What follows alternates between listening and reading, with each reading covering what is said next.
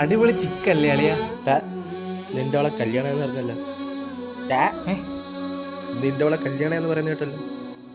എൻ്റെ അളിയ ഞാനായിട്ട് ഇത് ഒഴിവാക്കാൻ നിന്നതാ. അതിങ്ങനെ അങ്ങ് പോയത് നന്നായി.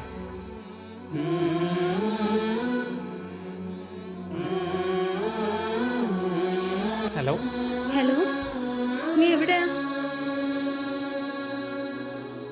ഞാനിവിടെ ഉണ്ട്. ഞാൻ എങ്ങനെയെങ്കിലും വിളിക്കുന്നേ, നീ എന്താ വരാത്തെ?